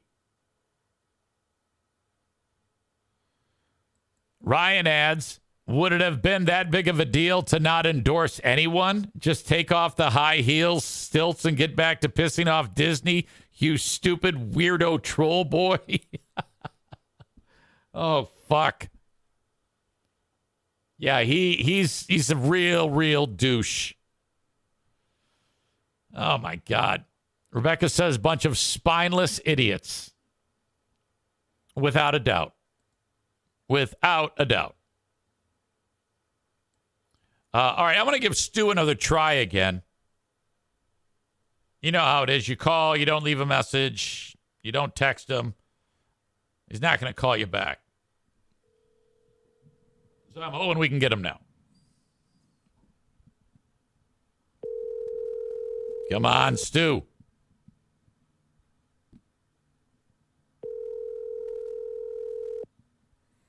I want to know what pain he's feeling after consuming an entire bottle of open pit barbecue sauce. I mean, if it was Sweet Baby Ray's, maybe.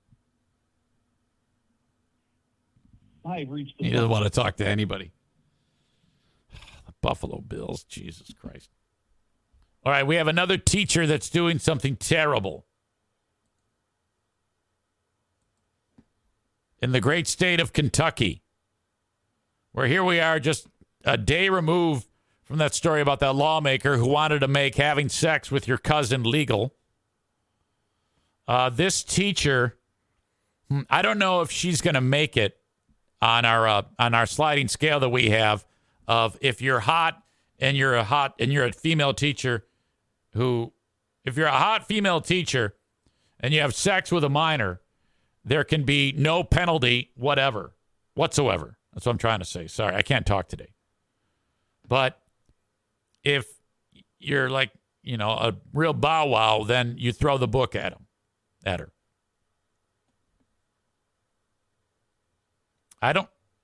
This one is a challenge, I think. Tyler is one of the people, the audience members, who's most notorious about this. He says, Judge Tyler is here and in session. Let's see what she looks like. I'm about to introduce you to 38-year-old Ellen Phillips. I don't know. I do not. This is definitely not of the same caliber as previous stories.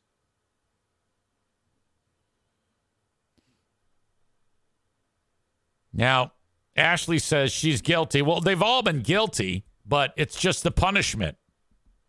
Like if you're a hot chick, like if you're one of these, sometimes you'll be a teacher who gets her teaching certificate at like 23, and then she's teaching senior high school math to like kids that are 4 years younger than her.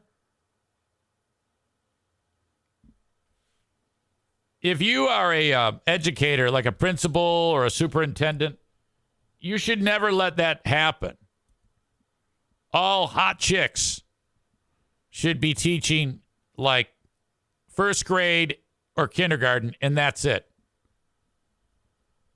I know that if I ran a school system, I would absolutely do that.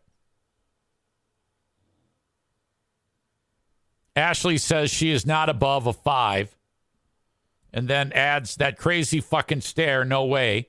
Ryan says she sadly is not hot as fuck. Lock her up. Ashley says, I am the judge on crazy. That's a crazy face. Death penalty, agree. Nick says, looks like they have her in the crazy blanket.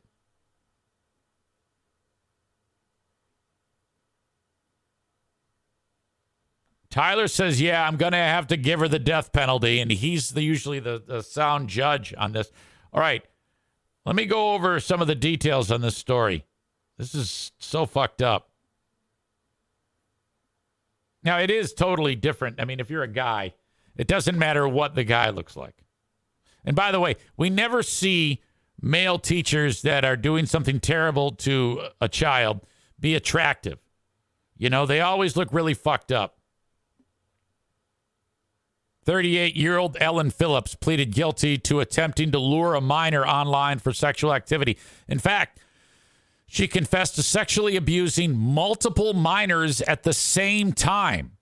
Now, I don't know if that means like 1 in the morning, 1 in the afternoon, 1 in the evening, or like in one big orgy of a child orgy. Did this woman have a child orgy?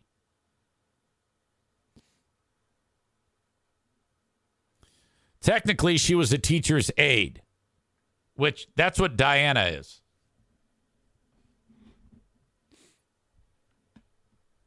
Look, if I'm here and someone says, hey, your wife is having an affair with a bunch of kids, I would say, okay, well, I mean, to the letter of the law, she's going to have to face the music. But in this household, she can come on home. No big deal. When you've been married as long as I have, you're like, whatever. Yeah, okay. Yeah, like that's going to slow us down. Minor hiccup. Bump in the road. Like if Diana came home and said, look, these 3 black guys are really great. And we've been having group sex. We've been posting to gangbang.com. Do you want to divorce me? I would say no. No. You get it out of your system. Have your fun. And come on home. You don't even have to move out. You can't have sex here. But no, it's totally cool. You do what you got to do. I get it. When you get, all wore out from being used that way, you can just come home and we'll just pick up where we left off. No biggie. Okay? It might take a day or 2 for me to get over it, but when you're married as long as I have, you just say, whatever. I don't care. Come on now.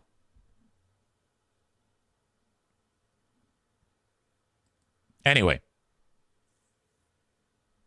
this woman, Ellen Phillips, pleaded guilty last week in federal court to attempted online enticement of a minor to engage in sexual conduct.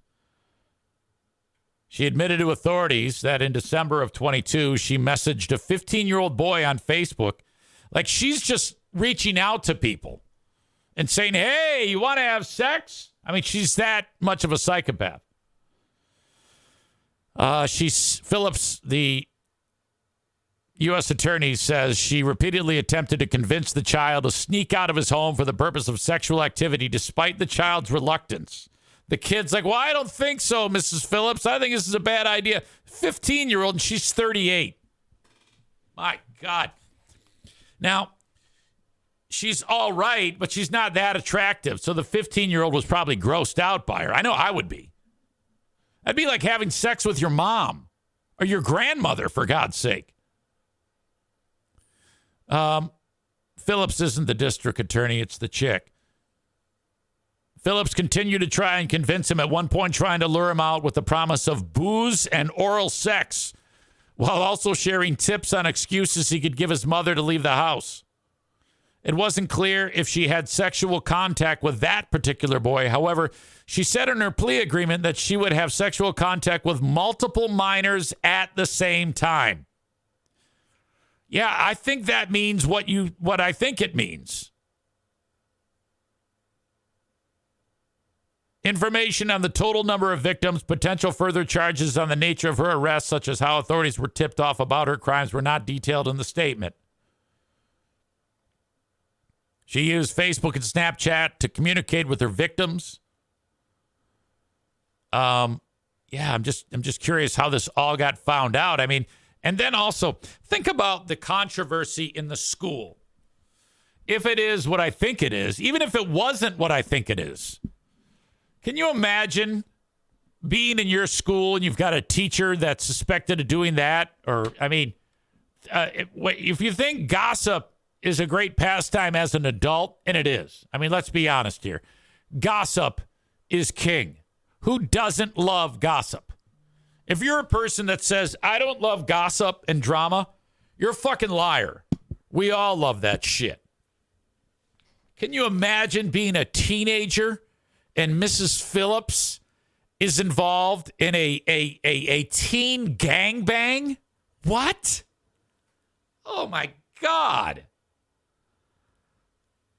I would be so excited to go to school and talk with well, you don't need to. You can just talk on your phone. I'm telling you, phones and social media have made this to be a fertile environment to do this type of thing and to get caught. It's really unbelievable. The risk has gone up exponentially, but so have the opportunities for these psychopaths. Jesus. What the hell?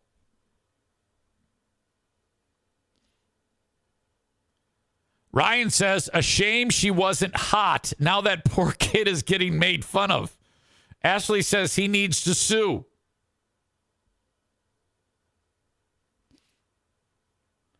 Bob says, booze and oral. That'll get just about any guy to come over. Yeah, but that kid didn't want to, so that's a blow to her psyche. She's like, oh, yeah, I'll give you booze and a blowjob. And he's like, no, thanks. I'm going to turn you into the cops. God. Ashley says, that's how I get all my dates out of the house, too. Booze and oral. She writes, sometimes you just got to get it in. She's probably ovulating.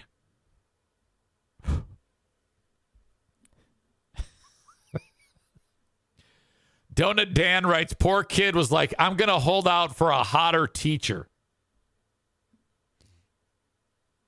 God damn. All right. That's about it.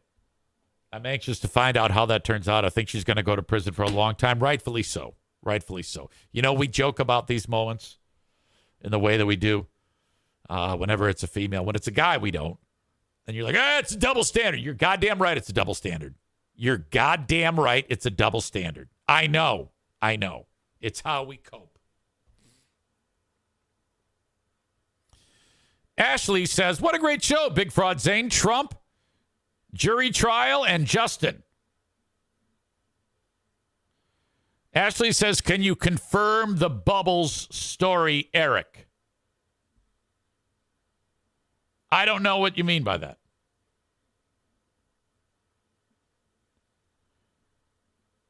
Ashley says, didn't Justin get teacher sex? I swore he said Bubbles, the babysitter. I don't know anything about that. Justin is notorious for making up wild stories. So I don't I do not believe that. I don't believe anything Justin says. He's such a goddamn loser. Don't you have his cell phone number, Ashley? Can you send it to me? I'll call him on the show right now. If you have his cell phone, I will call him immediately and I swear on a stack of Bibles, I will take that number and call him right now.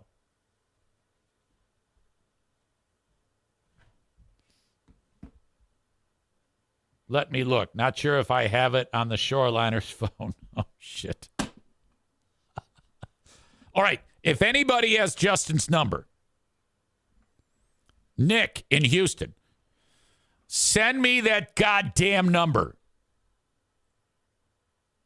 All right? Send me that number ASAP. If not, I'll save it either for the Patreon or for tomorrow's free podcast. Send me that fucker's number. All right.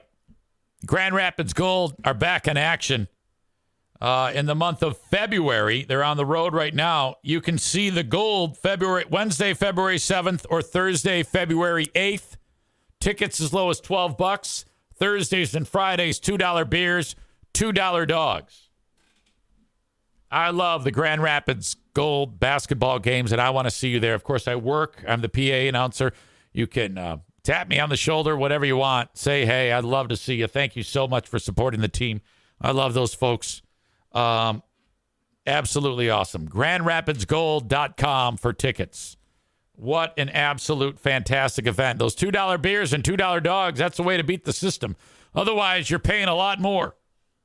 So go when it's cheap. $2 beers, $2 dogs, Grand Rapids Gold. You'll have so much fun. Tickets at GrandRapidsGold.com. I got my haircut Friday at King's Room Barbershop. Online at kingsroom.net. So awesome. King's Room Barbershop. 3 locations, Caledonia, Northland Drive, and at 821 36th Street in Wyoming. Haircuts are $19. If you're a dude, you get your haircut at King's Room Barbershop. If you're a dude or a chick who likes short hair, they will cut you. Well, they won't cut you. They'll cut your hair and make it look fantastic. God help you. God help them if they cut you. Oh, my God. King's Room Barbershop online at kingsroom.net. Rick over at TC Paintball. Rick is on cloud 9 after the Lions victory. Thank God we canceled that paintball event. We have rescheduled it for February 18th. That is a week after the Super Bowl. I'm just saying. Want to see you at the next Paintball War number 23 at TC Paintball. Or you can book an event online at tcpaintballgr.com whenever you want. Last but not least, my pal Frank Fuss. When it comes to getting insurance, you can get it through Obamacare. This is why you would need it. Your employer does not offer insurance. You're in between jobs or you're self-employed. Hang on a second. Okay, stand by. Oh, fucking hell. Stu McAllister here. Stu, I cannot believe we have to have this conversation again about the Buffalo Bills. It's our yearly tradition. Dude, the guy, the fucking kicker, the asshole missed the god, and he did it wide right. Well, yeah, I knew he would miss. Bass has been pretty shit this year, and I was telling the person I was sitting next to, I'm like, well, they're going to get down real close, and then he's going to miss, and then he missed. Of course, so what are you going to do? Of course he missed. What a fucking cock. Yeah.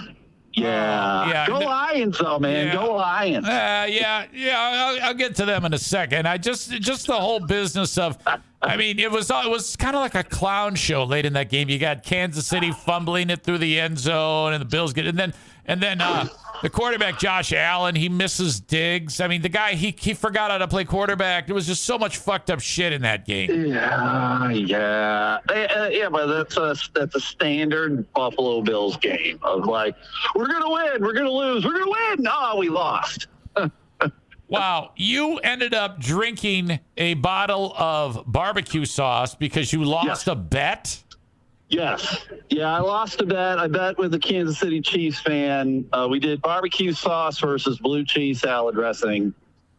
And so I had to chug the barbecue sauce. And let me tell you, I still taste barbecue sauce in my mouth. Wow, yeah. I don't know, 12 hours later. I watched it. We watched it on here, and then you even rinsed the bottle out with beer. Yeah. Oh, my God. Did you have, like, heartburn or anything? You know, I must have a stomach made out of steel or something, because it didn't hurt me. It didn't do anything. I didn't have to take a dump or anything. Wow, can you imagine what your dick jizz is going to taste like later on? Hot and spicy. Actually, no, thick and tangy. It's going to be thick and tangy. God damn it. Oh no. Yeah, if you blast a big load of thick and tangy on your tits. Hey, why is this like reddish? You don't need to know, lady. Oh no. Is it blood? No, it's worse. Eat it. Ah, God.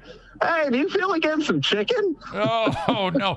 Tyler says I was concerned he was going to form more blood clots from barbecue sauce overdose.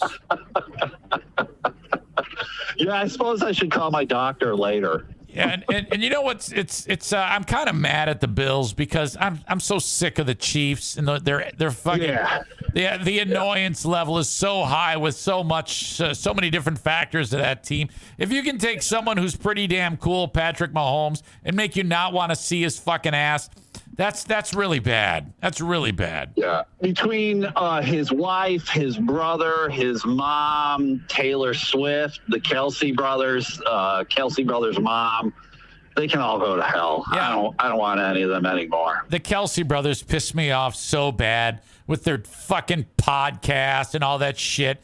And their good looks and the fucking and the brother's kind of like a caveman slob, you know? Right, exactly. That barrel chest. Apparently he was like, didn't have a shirt on. He's trying to be tough. He's trying to be tough while he's in a suite. Right, I noticed that. He comes out with his shirt off, and then he climbs back in the suite, and Taylor Swift sucks his dick. She fluffs him up. And then when he went over to the Bills tailgate. Oh, yeah. And then why didn't the Bills fans kill him? I don't know. I would have. I would have hit him with that bowling ball. They loved him. They thought it was cool. Yeah. It's like, you assholes. Whatever. I mean, Buffalo is the city of good neighbors, so I guess that's what it was. Whatever. Well, all right. Well, so they fuck it up again. Yeah. My God, I cannot believe it. That's so terrible. My plan is to go to Detroit for the draft, though. Oh, okay. All right. Yeah, that'll be fun. Yeah, it should be a good time. Go out and, that's my Super Bowl apparently now is the draft. My God. Well, Stu, I'm glad you're okay. It looked pretty gnarly. Dude, would not recommend. All right. Well, here's to the next bet. Okay, go Lions. Go Lions, man. I'm all about it. Of the 4 teams left, they're the only one who hasn't won a Super Bowl. They're fucking on the Great Lakes. It's just like Buffalo, man. You got to go for the Lions. You're damn right, buddy. Thank you. You goddamn right.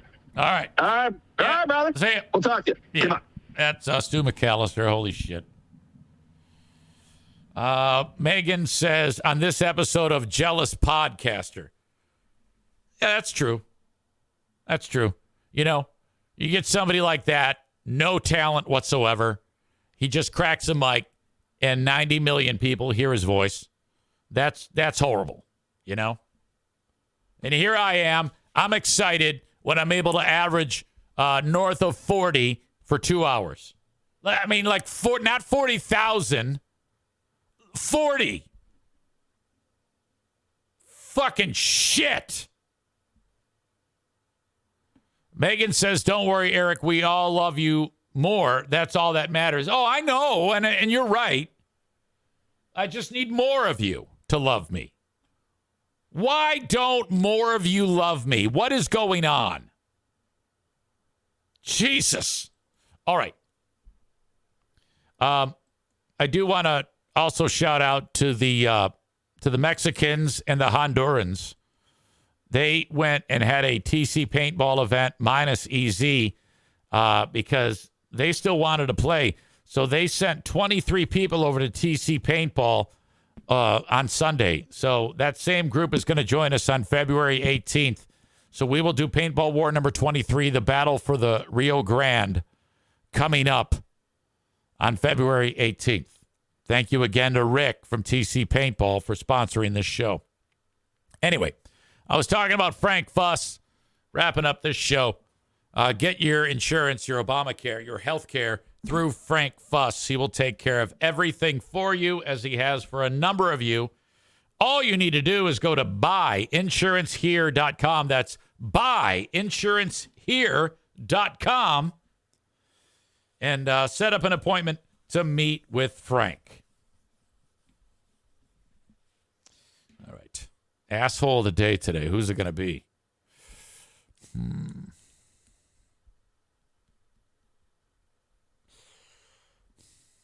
Could be the Bills.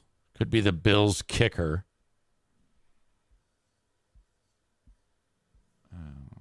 Let's see.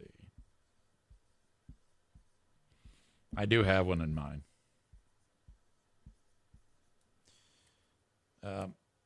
The Lions defensive back C.J. Gardner-Johnson is your asshole of the day. Come on, man. Fucking grow up.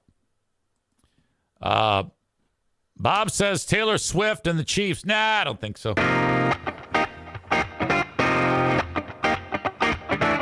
Thanks again. Oh, Justin. I got a nomination for Justin. Yeah. Let me take that back. I had forgotten about him. He's very forgettable. That's right. That's a rare changing of the asshole of the day. There we go. Asshole of the day is Justin Nettleback. Fucking piece of shit. And somebody give me that fucker's number. Asshole of the day, Tyler says, anyone who doesn't want to get railed by Dan Campbell. Have a good one, folks. I'll talk to you down the road. Thank you. Bye-bye.